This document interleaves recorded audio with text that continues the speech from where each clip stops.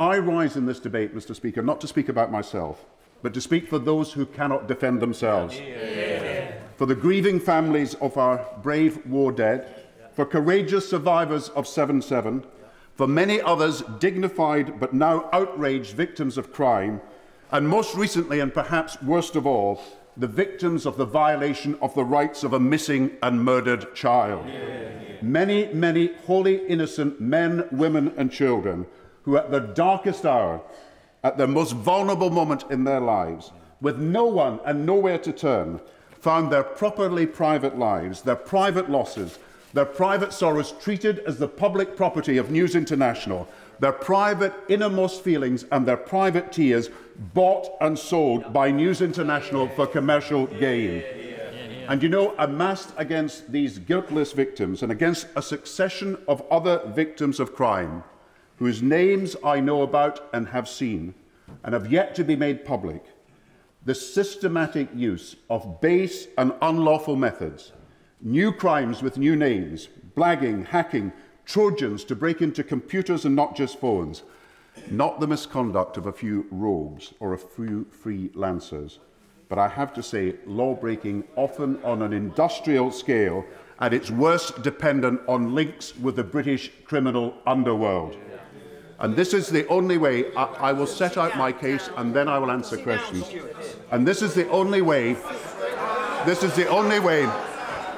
I doubt if anyone in this House will be surprised now to hear that the relationship between News International and the Labour administration I led was in all these years, from start to finish, neither cosy nor comfortable. And I think, Mr. Speaker, going back to the events as early as 2007, going back to the events as early as the summer of 2007, I think people would see on reflection the portrayal of me in The Sun as the betrayer of Britain as somehow proof of an over-close and over-friendly relationship as somewhat absurd, or headlines that Brown killed my son, making me the murderer of soldiers actually killed by our enemy, the Taliban, could hardly be a reflection of a deep warmth from News International towards me. And the day after the generally accepted success of the G20, a front-page portrayal of me as Dr. Evil, hardly confirmation of the Sun's friendship and support as the world battled the threat of the Great Depression. Ofcom, Mr. Speaker, and I think this is incredibly significant, as this afternoon announced that it is now going to apply the fit and proper test to the remaining holdings of News International in B-Sky B.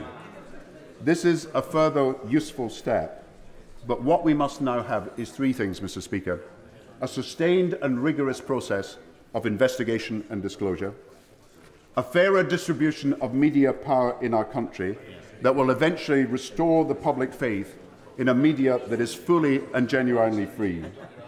And we will also, as a result of what we now know, need robust measures akin to those that I proposed this afternoon to ensure that the lethal combination of illegality, of collusion and of cover-up that we now know has prevailed for a whole decade, that collusion, that cover-up and that illegality can never happen again. Yeah!